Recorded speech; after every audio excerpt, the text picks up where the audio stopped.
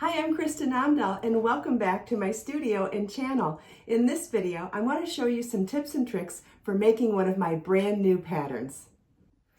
This is the Fine Gillian oversized crochet lace shrug. This is a super simple construction technique of turning any rectangle into an oversized shrug.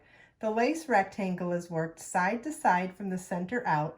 The short sides are sewn to create sleeves, and the collar is worked around the perimeter by working into the end of each row. The incredible drape of this yarn allows the fabric to caress the curves of your shoulders beautifully. The pattern is sized with 5 sizes. You will need number 1 fingering weight yarn. Each size uses 2 balls of Be So Fine yarn, or you can use Be So Fine bling yarn. Both are 100% bamboo, but the bling has a thread of pure silver applied right into it. And you're also going to need a size G6 or 4mm crochet hook. Let's get started. I'm going to make a reduced sized sample of the shrug based off of the chart. So I'm going to read along on the chart and then show you how to do each row with the yarn. So we're going to start with our row of foundation ovals, which is the back center line, and then we work out to the right and out to the left to create the rectangle. So the foundation oval setup row is chain 4 and treble crochet in the 4th chain from your hook. Then repeat that for as many times as is called for in the pattern, depending on which size you're making. Let's grab our yarn now. I'm using Be So Fine bling yarn, which is the bamboo yarn with pure silver applied right into the yarn in colorway Calming Turquoise. So you want to tie your yarn to your crochet hook in any way that you prefer to do that, and start with a chain 4 and treble crochet into the 4th chain from your hook. Yarn over 2 times, insert your hook into the chain, yarn over, pull up a loop, yarn over, pull through 2, yarn over, pull through 2, yarn over, pull through 2. Our first foundation oval is made. You want to repeat that for as many times as the pattern calls for in whatever size you're making of the shrug.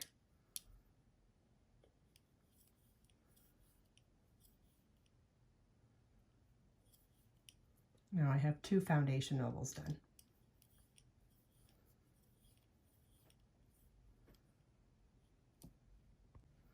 Okay, I did 5 foundation ovals to do the reduced size sample, the same as the chart. Oh, this is cool. We can set them side by side. We'll do that after each row so you can see how they compare.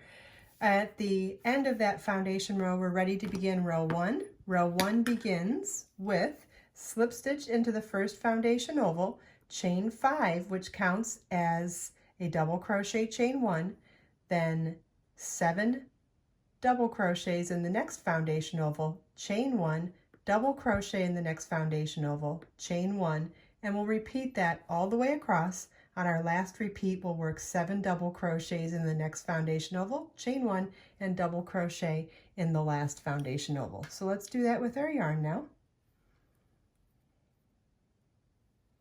Okay, so it starts with slip stitch into the first foundation oval, chain 5, which counts as a double crochet, chain 1, 7 double crochets in the next foundation oval, yarn over your hook, insert your hook in the space, yarn over, pull up a loop, yarn over, pull through 2, yarn over, pull through 2. That's 1 double crochet.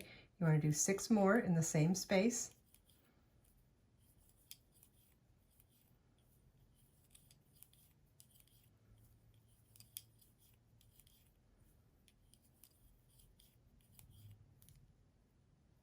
Chain 1, double crochet in the next foundation oval.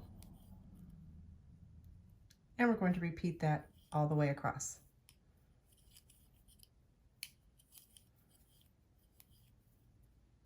And this is what the end of row 1 should look like. Row 2 begins with a chain 3 that counts as a double crochet, and double crochet in the same stitch, chain 1, skip 2 double crochets, 1 double crochet in each of the next 3 double crochets, chain 1, skip 2 double crochets, double crochet, chain 3, double crochet in the next double crochet, chain 1, skip 2 double crochets, 3 double crochets in the next 3 stitches, or 1 each in the next 3 stitches, chain 1, skip 2 double crochets and 2 double crochets in the last stitch.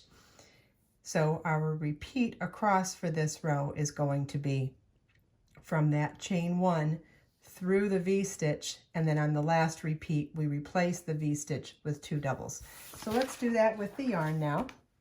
So row 2 begins with a chain 3, which counts as a double crochet, turn our work, and double crochet in the same stitch. Chain 1, skip the next 2 double crochets, 1 double crochet into each of the next 3 double crochets.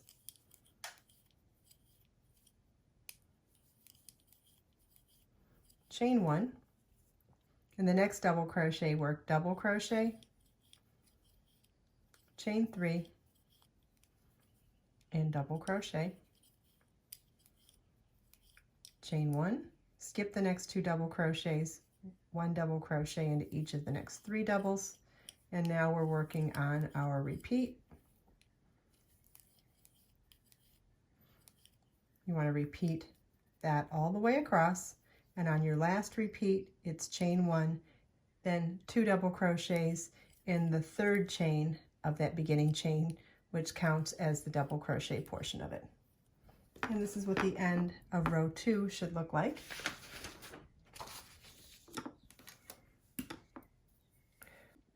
All right, so let's look at row 3 on the chart before we crochet it. It starts with a chain 3, which counts as our first double crochet, then 3 double crochets in the space between those first 2 stitches.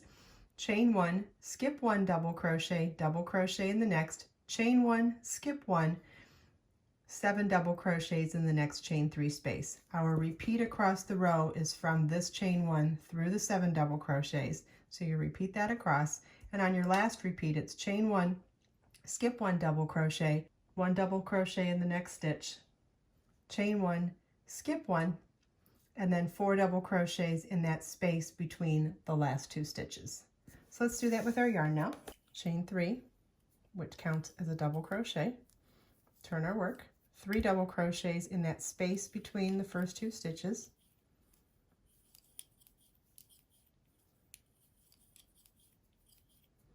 chain 1, skip 1 double crochet in the next, chain 1, skip 1 double crochet, 7 double crochets in the next chain 3 space,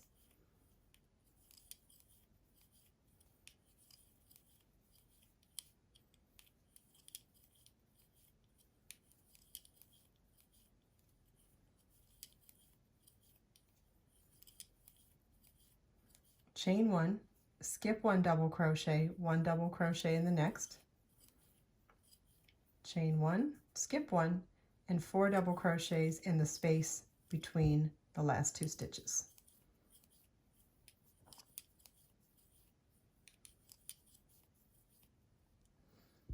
And that's what the end of row 3 should look like.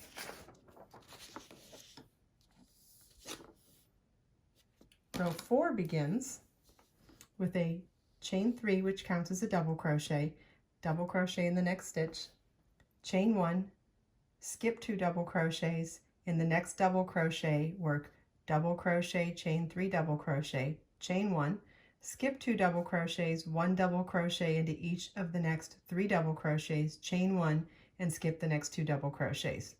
Our repeat across is from the V-stitch through that chain 1. You want to repeat that all the way across. On the last repeat it's double crochet, chain 3 double crochet in the next double crochet, chain 1, skip 2 stitches, and 1 double crochet into each of the last 2 stitches. So let's do that with our yarn now. So row 4 begins with a chain 3, which counts as a double crochet, turn our work, 1 double crochet in the next stitch, chain 1, skip 2 double crochets, in the next double crochet it's double crochet, chain 3, double crochet, chain 1, skip 2 stitches, 1 double crochet into each of the next 3 stitches, chain 1, skip 2 stitches, And that's what we'll repeat across the row. At the end of the last repeat, you'll finish the row with double crochet, chain 3 double crochet in the next double crochet, chain 1, skip 2 stitches, and 1 double crochet into each of the last 2 stitches. And then we'll look at row 4 next to the chart again. See how similar that they look. This is row 4 and row 4. Row 5 begins with a chain 4, which counts as a double crochet, chain 1, skip the next stitch, 7 double crochets in the next chain 3 space, chain 1, skip 1 double crochet, and single crochet in the next stitch. And we're going to repeat across the chain 1, skip 1, 7 double crochets in the next chain 3 space, chain 1, skip 1, and double crochet in the next stitch. And we'll repeat that for the whole row. So row 5 is a chain 4, which counts as a double crochet, chain 1, turn our work, skip the next double crochet in the chain 3 space, we'll work 7 double crochets,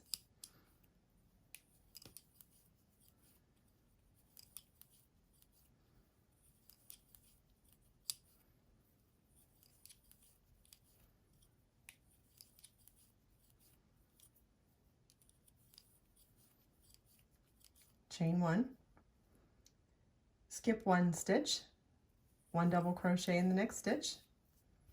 So we'll repeat that across. And that's what the end of row 5 should look like. Here's row 5 and row 5. You want to repeat rows 2 through 5 for the desired size of half of your shrug. And remember, the pattern comes in multiple sizes, so when you refer to your pattern, it'll tell you how many times to repeat those for how many inches you need for half of your shrug. So you're repeating rows 2 through 5 here, however many times you need, fasten off, and then I'll show you how to pick up and begin the second half of the shrug from the opposite end of the foundation ovals. Okay, I did one more full repeat of rows 2 through 5, but again, you're going to want to do that as many times as the pattern tells you for what size you're making. So once you finish off that side, we're going to turn the piece around so that we can start a second set of these rows in the opposite end of the foundation oval. So we're going to tie our yarn to our crochet hook again. Again, square knot, slip knot, whatever works for you, doesn't matter. And we're going to join with a slip stitch into that first foundation oval, chain 4, which counts as a double crochet, chain 1, and in the next foundation oval we're going to work 7 double crochets.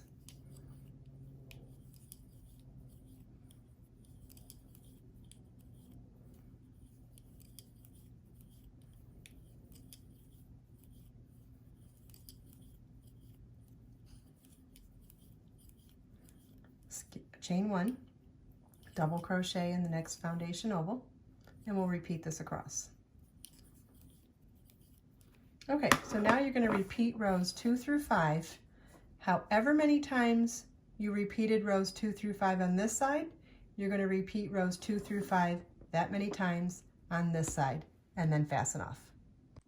Okay, once you've done the exact same number of rows on one side of the shrug as you have on the other side of the shrug, you can, and ending on a row 5 of the repeat, you're going to fasten off. And then following the schematic in the pattern, you're going to sew a small portion of each side of these short edges to itself along here to create an armhole opening. Okay, so we'll just use our, now if you're feeling more adventurous and you want to work with slip stitches on that last row like you're joining a motif, you could also join the one side of the row to the other. You would work the first half of the row plain, and then on the second half of the row, based on where the sewing marks are for the schematic, you could join it with slip stitches if you wanted, or just sew up this edge. We're doing a reduced size sample here, so I'm making this really small so that we have a little armhole there. Okay, so I'll do that on both sides. And however many inches you sew up here is based on what size of the shrug you're making. It's very easy to figure out when you see the schematic that is included with the pattern. So you'll sew those up and then weave in those loose ends, and you'll see we have a little miniature arm now. This is like a Barbie doll size, and we have a little armhole on each side of the shrug. So now we're ready to do the collar. The collar is really easy. You can start anywhere along this middle section of the shrug.